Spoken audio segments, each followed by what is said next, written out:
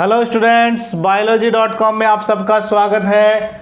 आज हम कक्षा 10 का अध्याय 9 जिसका नाम है प्रकाश पढ़ने वाले हैं। बहुत महत्वपूर्ण टॉपिक है एग्जाम्स की दृष्टि से। चाहे 10वीं क्लास की बोर्ड एग्जाम हो, उसमें इससे संबंधित 8 नंबर के प्रश्न आते हैं, और जहाँ पर भी जनरल साइंस के क्वेश्चन होते हैं वहाँ इससे प्रश्न जरूर आते हैं। चाहे एसआई के एग्ज़ाम हो, चाहे एलडीसी के एग्ज़ाम हो, चाहे रेलवे से संबंधित, जहाँ पर भी जनरल साइंस जीएस के क्वेश्चन आते हैं, निश्चित तौर पे इस टॉपिक से प्रश्न जरूर आते हैं। समझिए इसे डिटेल से, हम इसको बहुत अच्छी तरीके से समझेंगे। वीडियो को अंत तक देखना, आपको हर एक चीज़ बड़ी इंटरेस्टिंग और महत्वपूर्ण लगने वाली है। आइए शुरू करते हैं। प्रकाश क्या होता है? प्रकाश एक प्रकार की ऊर्जा है। प्रकाश क्या है? एक प्रकार की ऊर्जा है जो आपको मुख्य तौर पर वस्तुओं को देखने से संबंधित है, जो वस्तुओं को हमें विजिबल बनाती है, जो हम वस्तुओं को जिसकी सहायता से देख पाते हैं, वो ऊर्जा प्रकाश कहलाती है। क्या कहलाती है? प्रकाश कहलाती है। और इस धरती पर प्रकाश का जो सबसे महत्वपूर्ण स्रोत जो है, प्रकाश का जो प्रमुख स्रोत है, आपसे पूछा जाए प्रकाश का प्रमुख स्रोत, तो प्रमुख स्रोत पृथ्वी पर केवल एक है, वो है सूर्य। यानी कि इस पूरे सौर मंडल में, विशेषकर हम पृथ्वी की हम बात कर रहे हैं, तो पृथ्वी पर हमें जो प्रकाश मिल रहा है, उस प्रकाश का सबसे मुख्य और सबसे बड़ा स्रोत है तो वो है सूर्य, सनलाइट। ठीक है। इसके अलावा अब मनुष्य द्वारा भी बहुत सारे आविष्कार जो किए हुए हैं वो भी प्रकाश के अच्छे स्रोत हैं। जैसे मोमबत्ती होती है, टॉर्च होती है, ठीक है, आपके लाइट बल्ब जितने भी होते हैं। लेकिन प्रमुख स्रोत में देखा जाए तो कौन सा प्रमुख स्रोत है? सूर्य है। ठीक है। अब जैसे ही मैंने आपसे अभी बताया, आपको जैसे ही मैंने बताया कि ये हमें वस्तुओं को देखने में मदद करता है, तो क्या आपने सोचा कैसे हमें वस्तुएं नज़र आती है? हमें वस्तुएं नज़र कैसे आती है? क्या आपने कभी सोचा? या क्या आपने भी कभी ऐसे सोचा कि हमें वस्तुएं रंगीन कैसे नज़र आती है? कोई वस्तु हरी है तो वो हरी कैसे नज़र आती है? कोई वस्तु नीली है तो वो नीली कैसे नज़र आती है? हमें वस्तुओं की जो ये निश्चित आकृति है, वो आकृति कैसे नज़र आती है? ठीक है। आइए अब इस वीडियो में हम इसे और डिटेल से इस प्रकाश के द्वारा इन प्रश्नों के जवाब ढूंढने की कोशिश करते हैं। देखो, जो जितनी भी वस्तुएं हमें नज़र आती है, वास्तव में वो प्रकाश ही है जो हमें उसे बनाता है, नज़र लाने का कार्य करता है। देखो कैसे, मान लो ये कोई व्यक्ति है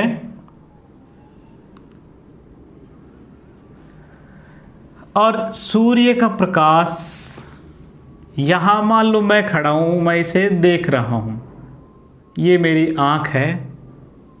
इस आँख में यहाँ लेंस है। आँख के पीछे बहुत महत्वपूर्ण भाग होता है रेटिना। ठीक है। तो होता क्या है, जो प्रकाश की किरणें हैं वो इस ऑब्जेक्ट से टकराकर और मेरी आँखों तक पहुँचती है इस तरीके से, और आँखों के लेंस पर गिरकर इसका प्रतिबिंब जो है, ये आँखों के लेंस से मुड़ेगी और मुड़कर इसका प्रतिबिंब जो है ये आँख के लेंस पर मुड़ेगी। ये आँख थोड़ी बड़ी बना देते हैं। आँख के लेंस से ये मुड़ेगी, यहाँ लेंस होगा, और मुड़कर यहाँ रेटिना होता है, उस रेटिना पर इसका प्रतिबिंब बनता है। ठीक है। और यहाँ इस प्रतिबिंब को फिर नर्वस सिस्टम द्वारा, दृक तंत्रिकाओं द्वारा, आँखों में होती है दृक तंत्रिकाएँ, ऑप्टिक नर्व, ये इसे ले जाती है मस्तिष्क में लेकर जाती है, और मस्तिष्क उसे पहचानता है। मस्तिष्क उसकी पहचान बनाता है, उसे जानता है, उसकी आकार आकृति को पहचान बनाता है।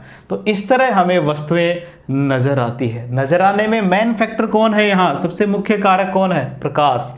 सूर्य का प्रकाश या किसी भी तरह का प्रकाश जब किसी ऑब्जेक्ट से, किसी वस्तु से टकराता है, तो टकराने के बाद वो उससे मुड़ जाता है, और मुड़कर हमारी आँखों तक पहुँचता है।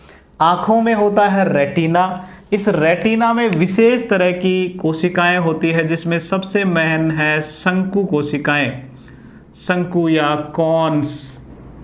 ये कॉन्स जो है इस प्रकाश से जो है जो संवेदनाएं आ रही है उसे ग्रहण करती है, आकार आकृति का निर्धारण, रंग का निर्धारण करती है और फिर उससे उस प्रतिबिंब को मस्तिष्क तक पहुंचाया जाता है और मस्तिष्क उसे पहचानता है। तो इस तरह तो प्रकाश यहाँ हमें वस्तुओं को देखने में मदद कर रहा है। ठीक है, यहाँ तक बात समझ में आ गई होगी आपको। तो इससे एक चीज़ और यहाँ क्लियर हुई, प्रकाश का एक प्रमुख गुण यहाँ सामने आया। प्रकाश जो है हमेशा सीधी रेखा में गति करता है। सीधी कह दो या सरल कह दो, सरल रेखा में गति करता है। प्रकाश हमेशा और हमेशा एकदम सीधा स्ट्रेट लाइन में सीधा चलता है। अब इस चीज़ को कैसे साबित करें? हम ऐसे कर सकते हैं कि आप एक मोमबत्ती जलाइए, मोमबत्ती जलाने के बाद आप किसी पाइप से उसे देखिए तो आपको वो मोमबत्ती नज़र आएगी। सीधा पाइप होना चाहिए, आपको मोमबत्ती नज़र आएगी। अब आप उस पाइप को मोड़ दो, वी आकार का बना लो या यू आकार का, और उसके बाद में मोमबत्ती को देखने का प्रयास करो। तो क्या आपको मोमबत्ती नज़र आती है? नहीं, मोमबत्ती नहीं नज़र आती। क्यों? क्योंकि मोमबत्ती से आने वाला प्रकाश सीधा आपकी आंखों में आएगा तब तो मोमबत्ती नज़र आ जाएगी। क्योंकि ये जो पाइप था ये मुड़ गया, सीधा आया तो था प्रकाश, लेकिन जहाँ मुड़ा वहाँ टकरा कर वो वापस और कहीं मुड़ गया। इससे पूरा आर पार होके आपके पास नहीं आया आंखों तक और आपको वो चीज़ दिखाई नहीं दी। ये चीज़ हमें ये साबित करती है कि प्रकाश की जो किरणें होती है वो हमेशा सीधी रेखा में गति करती है, सीधी रेखा में गति करती है। इसको हम दूसरे तरीके से, इस बात को हम देखो इस तरीके से, ये जो सीधी रेखा या सरल रेखा में गति करता है इसको ऐसे भी साबित कर सकते हैं। ये जो बिल्कुल इसी चित्र से, कैसे? जैसे ही आप प्रकाश किसी वस्तु पर गिरता है तो आप देखते हो, नोट करते हो उसकी छाया बनती है कि नहीं? उसकी छाया बनती है। छाया जो काले रंग की बनती है, यहाँ तो मैं हरे से बना रहा हूँ, छाया बनती है जो हमेशा काले या डार्क रंग की बनती है। छाया क्यों बनी? क्योंकि इधर का प्रकाश, मान लो इस वस्तु से इधर दूर का जो प्रकाश है वो तो सीधा जा रहा है, लेकिन यहाँ इससे जो टकराने वाला प्रकाश मुड़ गया, सारा भाग मुड़ गया, और वो भाग नहीं मुड़ा जो इससे नहीं टकराया, वो सीधा निकल गया और इस वजह से वैसी की वैसी आकृति की एक छाया बन गई। तो ये भी बात इस चीज़ को साबित कर रही है कि प्रकाश जो है वो सीधी रेखा में गति करता है। तो एक हमने प्रकाश का कैरेक्टर देखा। पहला हमने देखा कि प्रकाश का स्रोत सूर्य होता है, दूसरा प्रकाश जो किरणें हैं हमेशा सीधी रेखा में गति करती है, सरल रेखा में गति करती है। साथ ही हमने ये भी जाना कि हमें वस्तुएं कैसे दिखाई देती है। अब प्रश्न फिर आता है कि वस्तुएं में रंगीन क्यों दिखाई दे रही है? कोई वस्तु लाल है, कोई हरी है, कोई नीली है, तो हमें हरी वस्तु हरी क्यों दिख रही है, हमें नीली वस्तु नीली क्यों दिख रही है? उसके पीछे क्या कारण है? तो उसके पीछे सिर्फ एक कारण ये है कि प्रकाश जो होता है, अब इसका एक और कैरेक्टर आने वाला है। प्रकाश का जो पूरा स्पेक्ट्रम होता है उसमें एक स्पेक्ट्रम बड़ा महत्वपूर्ण है यहाँ, और वो होता है दृश्य प्रकाश। कौन सा प्रकाश? दृश्य प्रकाश। वो दृश्य प्रकाश वास्तव में 7 वर्णों से मिलकर बना है। कितने वर्णों से? 7 वर्ण, 7 रंगों से मिलकर बना है, जो अलग अलग आवृत्ति, अलग अलग तरंग दैर्ध्य के होते हैं। और वो आप उसे ऐसे याद कर सकते हो, विबग्योर, विबग्योर। ठीक है, 7 ये कलर होते हैं, 7 कलर होते हैं दृश्य प्रकाश में। इनकी जो तरंग दैर्ध्य होते हैं वो 400 नैनोमीटर से शुरू होकर ये रेड लगभग 700 नैनोमीटर पर ख़त्म होता है। ठीक है, तो दृश्य प्रकाश जो 400 से लेकर 700 नैनोमीटर का है, वास्तव में इसमें कितने कलर होते हैं? 7 कलर होते हैं। वी से वॉयलेट, आई से इंडिको, बी से ब्लू, जी से ग्रीन, वाई से येलो, ओ से ऑरेंज और आर से रेड। ये 7 कलर होते हैं दृश्य प्रकाश में। अब होता क्या है, मान लो कोई वस्तु है, मान लो ये हरी वस्तु है, ये आपको हरी क्यों नज़र आ रही है? क्योंकि ये जो स्पेक्ट्रम आ रहा है उसमें 7 रंग हैं, यानी कि विबग्योर है, VIBGYOR है। ये सारे रंग इस पर इंसिडेंट होंगे, इस पर गिरेंगे, लेकिन ये केवल हरे रंग को कर देती है परावर्तित, इसे तो कर देती है परावर्तित। और बाकी जो कलर है यानी कि वॉयलेट भी इस पे गिरा होगा, इंडिको भी, ब्लू भी, ग्रीन भी, ऑरेंज भी, रेड, इन सबको ये कर लेती है, अवशोषित कर लेती है, एब्जॉर्ब कर लेती है। यूं सीधे शब्दों में कहें तो सोख लेती है। उन सारे रंगों को तो सोख लेती है, 6 रंगों को तो सोख लिया, और केवल एक रंग जो है इसे वो रिफ्लेक्ट कर दिया, उसे यहाँ से बाहर फेंक दिया, परावर्तित कर दिया। और ये परावर्तित होके आपकी आंखों में गया और रेटिना तक गया। रेटिना के शंकु ने इसे पहचाना कि ये हरा रंग है, और मस्तिष्क ने जो है उनकी पहचान कर ली पूरी इस तरीके से। तो आपको कोई वस्तु हरी क्यों नज़र आ रही है? क्योंकि वहाँ सारे रंगों को एब्जॉर्ब कर लिया, हरे को परावर्तित कर दिया। अब सोचो हमें नीली क्यों दिखाई दे रही है वस्तु? नीले रंग को परावर्तित कर दिया, बाकी सबको अवशोषित कर लिया। कोई वस्तु लाल क्यों नज़र आ रही है? लाल रंग को परावर्तित कर दिया, बाकी सब अवशोषित हो गया। कोई वस्तु सफ़ेद क्यों नज़र आ रही है? कोई वस्तु काली क्यों नज़र आ रही है? यहाँ हमने अभी जो नाम देखे इनमें सफ़ेद और काला तो कहीं है ही नहीं।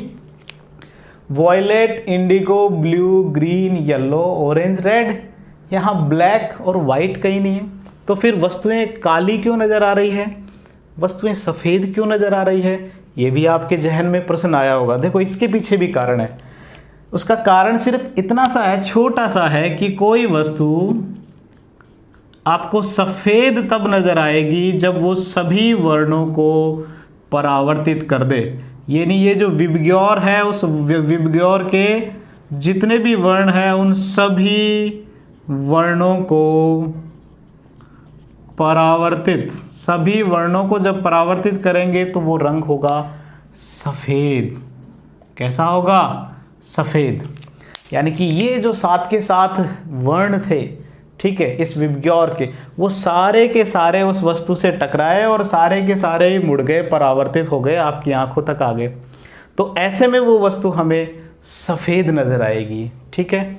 काली इसके जस्ट अपोजिट है, काली नज़र आएगी।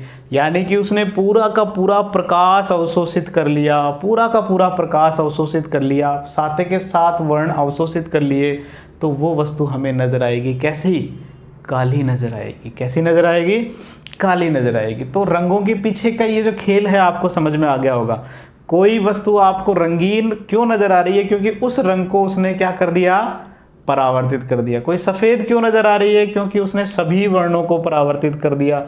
काली क्यों नज़र आ रही है? उसने सभी वर्णों को अवशोषित कर लिया। इसलिए वस्तुएं हमें काली नज़र आती है या सफ़ेद या रंगीन नज़र आती है। तो हमने इसमें 2 चीज़ें देखी। पहली चीज़ हमने देखा प्रमुख स्रोत क्या है, सीधी रेखा में गति करते हैं। दृश्य प्रकाश के गुण हमने देखे, वस्तुएं कैसे नज़र आती है और कैसे रंगीन नज़र आती है, ये बातें हमने समझी बहुत ही सिंपल और साधारण तरीके से। चलो अभी प्रकाश का एक और बहुत महत्वपूर्ण गुण है कि जो प्रकाश जो होता है वो प्रकाश द्वैत प्रकृति का होता है। प्रकाश जो है वो वास्तव में 2 रूपों में पाया जाता है। कितने रूपों में? 2 रूपों में पाया जाता है और इसे प्रकाश की द्वैत प्रकृति कहते हैं। प्रकाश की द्वैत प्रकृति, डबल द्वैत, 2 से बना है। ये जो द्वैत प्रकृति है वो डी ब्रॉगली नामक साइंटिस्ट ने दी। डी ब्रॉगली नामक जो वैज्ञानिक थे, इन्होंने ये परिकल्पना दी कि प्रकाश वास्तव में एक तरीके से नहीं होता बल्कि 2 रूपों में पाया जाता है। कौन कौन से हैं वो 2 रूप? पहला ये प्रकाश जो है वो तरंग रूप में पाए जाते हैं और दूसरा प्रकाश जो है वो कण रूप में पाया जाता है। प्रकाश इस तरह तरंग रूप में चलता है या फिर वो पार्टिकल्स के रूप में, कणों के रूप में पाया जाता है। ये बात बताने वाले, जो ये परिकल्पना देने वाले पहले व्यक्ति थे डी ब्रॉगली। ठीक है। तो प्रकाश जो है वो द्वैत प्रकृति का होता है, तरंग प्रकृति का और कणीय प्रकृति का। इस तरह दो प्रकृति रखने वाला होता है प्रकाश। और ये चीज़ जो तरंग प्रकृति है वो प्रकाश के अध्यारोपण की जो घटना है उसे साबित करता है। इसी तरह तरंग प्रकृति से प्रकाश का जो विवर्तन की क्रिया होती है वो साबित होती है। और कणीय प्रकृति द्वारा प्रकाश विद्युत प्रभाव, प्रकाश से जो विद्युत बनती है, प्रकाश विद्युत प्रभाव साबित होता है। तो इन दोनों चीज़ों से जो है, यानी कि प्रकाश तरंग रूप में है, इससे प्रकाश के अध्यारोपण और विवर्तन को साबित किया जा सकता है। प्रकाश कण रूप में भी होता है, इससे हम प्रकाश विद्युत प्रभाव को समझा सकते हैं। इन्होंने बताया इस जो कणीय प्रकृति में जब होता है, तो कणीय प्रकृति में जब प्रकाश होता है तो उस कण जो होते हैं उन कणों को फोटोन कहते हैं। क्या कहते हैं? फोटोन या क्वांटा कहते हैं। और इस फोटोन या क्वांटा की ऊर्जा E बराबर h न्यू के बराबर होती है। E बराबर h न्यू। h यहाँ प्लांक नियतांक है, न्यू उस प्रकाश की आवृत्ति है। न्यू क्या है? उस प्रकाश की आवृत्ति है। तो यहाँ हमने प्रकाश के महत्वपूर्ण गुणों को समझा, जनरल उदाहरण लेते हुए कि प्रकाश सीधी रेखा में गति करता है। प्रकाश का जो दृश्य प्रकाश है उसमें 7 वर्ण विभगोर होते हैं, जो हमें वस्तुएं रंगीन दिखाई देती है उसके पीछे का कारण। और प्रकाश द्वैत प्रकृति का होता है, ये हमने समझा। ठीक है बच्चों, अब हम बात करते हैं जो हमारा नेक्स्ट टॉपिक है, नाम है परावर्तन। अब तक ये जो चीज़ें थी बहुत जनरल चीज़ें थी जो एग्ज़ाम्स के हिसाब से महत्वपूर्ण नहीं है कक्षा 10 में, लेकिन कंपटीशन एग्ज़ाम्स में ये चीज़ें बहुत महत्वपूर्ण थी। अब प्रकाश का परावर्तन समझते हैं कि ये परावर्तन क्या होता है। परावर्तन या रिफ्लेक्शन। चलो अब परावर्तन को कुछ ऐसे समझो। पहले आप अपने बचपन में याद कीजिए कि आपने कभी ऐसा किया है क्या? आपने क्या किया, एक मिरर दर्पण लिया जो घर में आप जिससे अपने बाल संवारते हैं, वो दर्पण लेके और सूरज की तरफ करते हुए उसे घुमाकर अपने किसी रिलेटिव घरवाले के जो ऊपर या किसी दीवार पर फोकस किया होगा, जैसा आपने इस चित्र में देख रहे हो, जैसा आप ऐसा देख रहे हो। तो इस तरह की आपने ज़रूर ऐसी हरकत ज़रूर की होगी। यही प्रकाश का परावर्तन है। यही क्या है? प्रकाश का परावर्तन। इस दुनिया में जितनी भी वस्तुएं हमें नज़र आ रही है, कहीं न कहीं उसके पीछे प्रकाश का परावर्तन ही है। जैसा अभी हमने समझा कि टकरा के प्रकाश की किरणें टकरा कर रही है वस्तु से और टकरा के हमारे आँखों के पास, तो वो जो टकरा कर वापस आना ही जो है प्रकाश का परावर्तन है। सीधे भाषा में समझें तो प्रकाश का परावर्तन क्या है? प्रकाश का किसी वस्तु से टकराना और टकराकर वापस उसी माध्यम में आ जाना प्रकाश का परावर्तन है। परावर्तन क्या कहेंगे आप परिभाषा के रूप में? जब प्रकाश की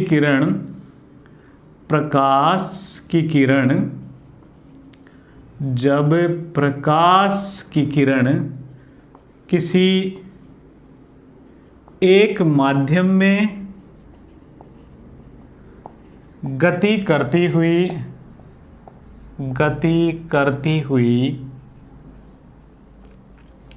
किसी परावर्तक पृष्ठ, जिस वस्तु से टकराती है उसे परावर्तक पृष्ठ कहते हैं। परावर्तक पृष्ठ, जिस वस्तु से टकराएगी उसे परावर्तक पृष्ठ कहेंगे। तो जब प्रकाश की किरण किसी माध्यम में गति करती हुई किसी परावर्तक पृष्ठ से टकराकर पुनः वापस उसी माध्यम में आ जाए, पुनः उसी माध्यम में आ जाए, तो इस घटना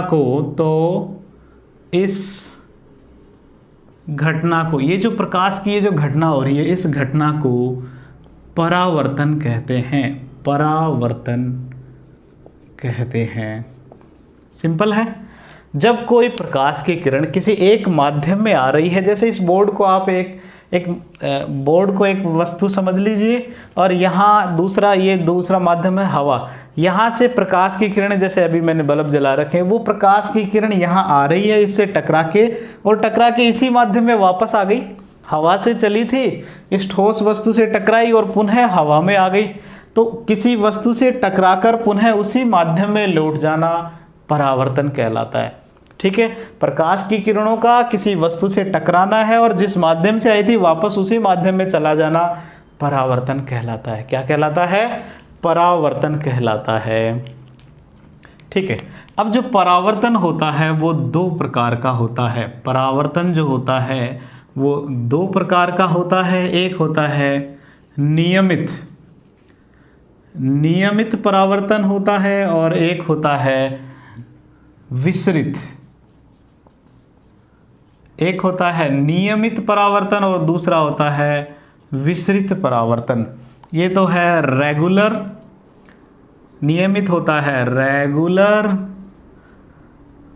रिफ्लेक्शन, और ये है डिफ्यूज्ड रिफ्लेक्शन। एक तो होता है नियमित परावर्तन और दूसरा होता है विसरित परावर्तन। देखो इसे हम समझते हैं चित्र द्वारा। मान लो ये कोई पृष्ठ है जो बिल्कुल एकदम चिकनी है, जैसे शीशे की होती है, जैसे दर्पण की होती है, जैसे दर्पण की होती है। ठीक है, इस दर्पण से कुछ प्रकाश की किरणें टकराई और टकरा कर घूमेगी। परावर्तन यही कहता है कि ये टकरा कर जो है और उसी माध्यम में वापस आ जाएगी। इस तरह अगर प्रकाश की किरण किसी पृष्ठ से टकराती है और टकराने के बाद बिल्कुल नियमित रूप से वापस चली जाए, यानी कि इस तरह पैरेलल ये समानांतर रूप से आई थी और टकराने के बाद उसी तरह वापस घूम जाए समानांतर रूप से ही, तो उसे कहते हैं नियमित परावर्तन। नियमित होगा बिल्कुल, और इस नियमित होने के लिए बहुत ज़रूरी है कि ये जो परावर्तक पृष्ठ है, ये जिस परावर्तक पृष्ठ पे जो टकरा रही है वो पृष्ठ हमेशा चिकना होना जरूरी है, एकदम चिकना होना जरूरी है, तभी ये घटना संभव है, नियमित परावर्तन होना संभव है। जैसे मिरर दर्पण जो होते हैं एकदम चिकने सतह होते हैं, इस पर प्रकाश की किरण टकराकर एकदम वैसे की वैसे मुड़ जाती है। जैसे मैंने अभी उदाहरण आपको बताया था कि आप सूरज की ओर दर्पण करके और किसी और पर जब डालते हो तो वो नियमित परावर्तन होता है। वो कैसा होता है? नियमित परावर्तन, रेगुलर होता है, क्योंकि उसमें जैसी की जैसी प्रकाश की किरणें आई वो वैसे की वैसे मुड़ गई, बिखरी नहीं है चारों ओर। चलो अब समझते हैं विसरित परावर्तन। विसरित परावर्तन ऐसी सतह पर होगा जो वास्तव में इररेगुलर है, जो सीधी नहीं है, थोड़े उसमें किसी तरह के रफ है, खुरदरी है। जैसे आपके घरों की जितनी भी दीवारें हैं एकदम चिकनी नहीं होती है, इस वजह से ही आप जैसे ही बल्ब जलाते हो आपका पूरा कमरा चमक जाता है। कभी ऐसा होता है कि आपकी बल्ब से जो प्रकाश आ रहा है वो बस एक दीवार से टकरा के वापस दूसरी तरफ घूम रहा है, क्यों? वो फैल जाता है पूरे कमरे में। क्यों? क्योंकि दीवारें बिल्कुल जो है वो चिकनी नहीं होती है, और इस वजह से इनका जो परावर्तन होता है वो इररेगुलर होता है। ये वस्तु टकरा कर ये प्रकाश की किरण ऐसे, आपतित किरण ऐसे जा सकती है, अगर यहाँ से टकराई तो ये ऐसे निकल सकती है, इसी तरह यहाँ टकराई तो कुछ इस तरीके से। तो इनका जो परावर्तन हो रहा है वो नियमित नहीं होता, विस्तृत है, फैला हुआ है। ठीक है, इस वजह से जो प्रकाश की किरणें एक आई सारी समानांतर थी लेकिन फैल गई इधर उधर, विसरण हो गया, इनका डिफ्यूजन हो गया, विसरित प्रकार का परावर्तन। ये पृष्ठ कैसा होगा? ये पृष्ठ जो है वो खुरदरा होता है। कैसा होता है? खुरदरा होता है, और इसी वजह से जो है ये प्रकाश की किरणें चारों ओर फैल जाती है। लेकिन इसका फ़ायदा बहुत है। आपके कमरे में जैसे ही आपने बल्ब जलाया पूरा कमरा एकदम चमक जाता है, रोशनी हो जाती है, उसके पीछे यही है कारण। ठीक है, तो ये इस तरह का जो है वो विसरित परासरण कहलाता है। विसरित परासरण का एक बहुत अच्छा उदाहरण है आसमान का नीला दिखाई देना। ये जो हमने अभी विबग्योर पढ़ा उसमें जो ब्लू कलर होता है उसका सबसे ज़्यादा विसरण होता है। जो ब्लू रंग जो होता है वो सबसे ज़्यादा विसरित होने का गुण रखता है। और हमारा जो वातावरण है उस वातावरण में बहुत सारे धूल के कण होते हैं, बहुत सारे छोटे छोटे कण होते हैं। वो कण क्या करते हैं, इसी तरह सतह का काम करते हैं और प्रकाश से जो किरणें आ रही है उसमें नीले रंग को विशेषकर क्या कर देते हैं, विसरित कर देते हैं, फैला देते हैं पूरे वातावरण में। इसी वजह से हम जब नीचे से ऊपर देखते हैं, नीचे से हमें आसमान कैसा दिखाई देगा, इस वजह से नीला दिखाई देगा, क्योंकि नीला रंग जो है वो चारों तरफ फैला हुआ है, चारों तरफ फैला हुआ है। आप यहाँ नीचे हो और यहाँ धूल के कणों ने वहाँ चारों तरफ नीले रंग को फैला दिया है। इस वजह से मैं यहाँ से यहाँ देखूँगा तो मुझे ये चीज़ें हमें नीली दिखाई देगी, नीला। आप जैसे ही अपने वायुमंडल को पार करके ऊपर जाते हो तो पूरा आसमान काला दिखाई देता है। क्यों? क्योंकि वहाँ वायुमंडल नहीं है, वहाँ धूल के कण नहीं है, और धूल के कण नहीं है तो प्रकाश का ये जो विसरित परावर्तन है ये नहीं होगा। परावर्तन नहीं होगा तो हमें क्या नीला रंग दिखाई देगा? नहीं दिखाई देगा। तो बहुत महत्वपूर्ण है, इसे आपको अच्छी तरीके से समझना है। हमें प्रकाश का रंग आसमान का रंग हमें नीला क्यों दिखाई दे रहा है? क्योंकि नीला रंग विसरित हो रहा है धूल के कणों में, वायुमंडल में जो धूल के कण है उसके कारण। और हम जैसे ही नीचे से देखते हैं तो हमें रंग नीला दिखाई देता है। लेकिन हम यहाँ से ऊपर जा रहे हैं, अब इस वायुमंडल को क्रॉस करके अगर हम ऊपर चले जाए तो हमें पूरा आसमान काला ही दिखाई देने वाला है। क्यों? क्योंकि वहाँ वायुमंडल नहीं है। वायुमंडल नहीं है मतलब धूल के कण नहीं है, धूल के कण नहीं है इसका मतलब नीले रंग का विसरण नहीं हो रहा, ठीक है। और हमें सब आसमान जो है काला नज़र आ रहा है, ठीक है। यहाँ तक बात समझ में आ गई होगी। तो परावर्तन, पहली बात क्या होती है कि कोई वस्तु जब कोई प्रकाश की किरण एक माध्यम में गति करती हुई किसी परावर्तक पृष्ठ से यूं टकरा रही है और टकराने के बाद में वो उसी माध्यम में वापस घूम जाती है तो उसे परावर्तन कहते हैं, जो दो प्रकार का होता है। नियमित, अगर चिकनी सतह से प्रकाश टकराकर जिस तरीके से आया वैसे ही बिल्कुल नियमित रूप से जाता है तो वो नियमित परावर्तन। और अगर खुरदरी सतह से टकराता है तो प्रकाश की किरण चारों तरफ फैल जाती है, ठीक है, तो उसे विसरित परावर्तन कहते हैं, ठीक है। अब हम इसके बाद में पढ़ते हैं परावर्तन का नियम, परावर्तन के नियम। परावर्तन का नियम आपको तब समझ में आएगा जब मैं इससे संबंधित 2-3 बातें आपको साथ के साथ बता दूं। देखो कैसे, आपको नियम बहुत आसान है। परावर्तन के नियम अब हम पढ़ने वाले हैं, बहुत आसान है, आपको ध्यान से समझना है।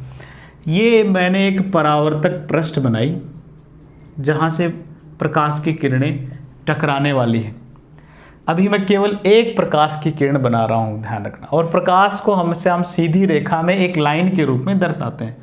तो ये एक मैंने प्रकाश की किरण इस परावर्तक पृष्ठ से टकराई और टकराने के बाद ये मुड़ जाती है,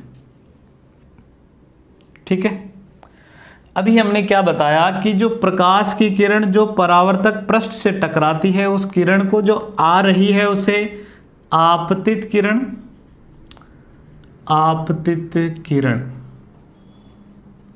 ठीक है। और जो टकराने के बाद परावर्तित होने के बाद निकली वो परावर्तित किरण,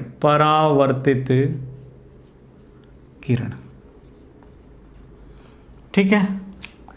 इसके अलावा यहाँ आपतित किरण और परावर्तित किरण दोनों मिल रही है, ठीक है। इस जगह से अगर हम 90 डिग्री का कोण बनाते हुए एक काल्पनिक रेखा सीधी इस पर खींचे तो इस लाइन को जो हमने एक काल्पनिक रेखा है, एक सीधी, भाई इसके साथ 90 डिग्री का कोण बनाते हुए हमने खींची है, इसे अभिलंब कहते हैं। क्या कहते हैं? अभिलंब कहते हैं इसे। और जिस बिंदु पर ये तीनों संरचनाएं मिल रही है, तीनों जो किरणें मिल रही है, उस बिंदु को परावर्तन बिंदु कहते हैं। परावर्तन बिंदु, ठीक है। तो आपको पहले ये चीज मालूम होना चाहिए, एक परावर्तक पृष्ठ आपतित किरण परावर्तित किरण दोनों का जिस बिंदु पर मिलान है, जिसे परावर्तन बिंदु कहते हैं, वहाँ एक काल्पनिक रेखा 90 डिग्री का कोण बनाती है, इसे अभिलंब कहते हैं। ठीक है। अब परावर्तन का जो परावर्तन के जो हैं दो महत्वपूर्ण नियम हैं, परावर्तन से संबंधित दो महत्वपूर्ण नियम हैं। पहला नियम ये कहता है कि आपतित किरण, परावर्तित किरण और अभिलंब ये तीनों के तीनों एक ही तल पर होते हैं। कैसे होते हैं? एक ही तल पर होते हैं। तल कितने होते हैं? एक्सेस कितनी होती है? 3 एक्सेस होते हैं, एक्स, वाई और जेड। देखो समझो इसे, इस तरह 3 एक्सेस होते हैं, जिसे हम एक एक्स है, एक वाई है और एक जेड है। और 2 एक्सेस को अगर हम मिलाएं तो वो जो भाग बनता है उसे हम तल या समतल भाग कहते हैं। 2 एक्सों से मिला भाग समतल कहलाता है। जैसे इसमें ये एक्सेस एक एक्स है और एक ये दूसरा एक्सेस है, मान लो ये एक्स है और ये वाई है। इन दोनों से ये जो तल बना वो एक समतल या तल कहलाएगा। जैसे ये बोर्ड एक तल है, इसमें 2 एक्स है, ये वाई एक्स है, ये एक्स एक्स है, इससे ये मिला तो ये क्या बना? एक समतल या तल है। तो परावर्तन का जो पहला नियम है वो ये कहता है कि आपतित किरण, परावर्तित किरण और अभिलंब ये तीनों के तीनों इसी तल पर होंगे। तीनों के तीनों कहाँ होंगे? इसी एक ही तल पर होंगे। ऐसा नहीं है कि आप इस अब ऐसे समझो कि ये आपतित किरण आ रही है, ठीक है, ये अभिलंब है, 2 समझ में आ गए। ये आपतित किरण आई, ये अभिलंब है, तो क्या ऐसा होगा कि परावर्तित होकर किरण इधर चली जाए? ठीक है, ये दोनों तो एक ही तल में है, ये दूसरा तल हो गया, ऐसे नहीं होगा कभी भी। ये जब परावर्तित होगी तो भी ये इसी तल में ही होगी, इसी एक ही प्लेन में होगी। ये ना तो ऐसे हो सकता है या बोर्ड के आर पार उधर कहीं जा सकता है, या कैसे भी ये ऊपर ऐसे नहीं आएगी, उसी तल में रहती हुई रहेगी ये। ठीक है, तो आपतित किरण हो चाहे अभिलंब हो चाहे परावर्तित किरण हो, तीनों की तीनों कहाँ होंगी? एक ही तल में होगी। ये पहला नियम है। तो ये इंसिडेंटल रे कहलाती है, ये रिफ्लेक्टेड रे कहलाती है और ये अभिलंब है। ठीक है, तो ये तीनों की तीनों इंसिडेंटल रे, शॉर्ट में लिख रहा हूँ इसे IR, ये रिफ्लेक्टेड, परावर्तित किरण और अभिलंब ये तीनों एक ही तल में होंगे। ये पहला नियम है, बहुत आसान है। ठीक है, यहाँ तक समझ में आ गया होगा। अब बात करते हैं परावर्तन के दूसरे नियम का। परावर्तन का दूसरा नियम भी इसी तरह, इसी से संबंधित है, बहुत आसान है। देखो, जब आपतित किरण आ रही है और इस परावर्तक पृष्ठ से टकराती है और टकराने के बाद परावर्तित हो जाती है, तो जब ये आपतित किरण आ रही है तो अभिलंब के साथ कोई कोण बनाती है। आपतित किरण जब अभिलंब के साथ कोण बनाती है तो इस कोण को आपतन कोण कहते हैं। आपतन कोण कहते हैं। आपतित हो रही है तो आपतन कोण। आपतन कोण किसके बीच में? आपतित किरण और अभिलंब के बीच, जिसे स्मॉल I से दर्शाते हैं। ठीक है, और उसके बाद में ये टकरा जाती है और टकराने के बाद में परावर्तित हो गई। परावर्तित जो किरण है वो भी अभिलंब के साथ एक कोण बनाती है। ठीक है, जिसे R से दर्शाते हैं और इसे परावर्तन कोण कहते हैं। परावर्तन कोण। ठीक है, तो दूसरा नियम ये कहता है कि आपतित किरण, या यूं कहें, किरण भी भूलो, आपतन कोण परावर्तन कोण बराबर होते हैं। सीधा सा ये नियम है। यानी कि जब आपतित किरण आ रही है, परावर्तक पृष्ठ से टकरा रही है, तो ये जो अभिलंब से जितना कोण बनाएगी तो परावर्तन के पश्चात भी उतने ही कोण बनाने वाली है। यानी कि जिस कोण से आ रही है उसी कोण से ये वापस जाएगी। सीधा सा हम समझे तो प्रकाश की किरण जिस कोण से आई उसी कोण से वापस घूमेगी। कभी ऐसा नहीं हो सकता कि यहाँ 45 डिग्री का कोण बन रहा है तो अब जो है टकराने के बाद ये 60 डिग्री का कोण बनाएगी। चाहे वो नियमित परावर्तन हो, ध्यान रखना अभी हमें परावर्तन के दो प्रकार, नियमित पड़ा और विसरित, दोनों में ही ये नियम फॉलो होने वाले हैं। ठीक है, तो यहाँ सीधा सा हम समझें तो आपतन कोण I और परावर्तन कोण R बराबर होते हैं हमेशा, हर सिचुएशन में। ये दूसरा नियम है, बहुत आसान है। पहला नियम हमने देखा, आपतित किरण, अभिलंब और परावर्तित किरण तीनों एक ही तल में होंगे। दूसरा नियम, दूसरे नियम में ये है कि आपतित किरण जब आपतित हो रही है तो अभिलंब के साथ बनने वाला कोण, और परावर्तित किरण जब ये परावर्तित हो रही तो उसके बाद अभिलंब के साथ बनाने वाला कोण यानी कि परावर्तन कोण, ये दोनों कोण बराबर होते हैं। आपतन कोण और परावर्तन कोण दोनों बराबर होते हैं। या सीधा सा कहें, प्रकाश की किरण जितने कोण से आ रही है उतने ही कोण से वापस जाने वाली है, सीधा सा हम समझे तो। ठीक है, तो ये परावर्तन के दो महत्वपूर्ण नियम हैं। अगले वीडियो में हम इसके आगे वाले जो टॉपिक हैं उन्हें क्लियर करेंगे। यूं ही जुड़े रहें biology.com के साथ और अपने ज्ञान में वृद्धि करते रहें। धन्यवाद।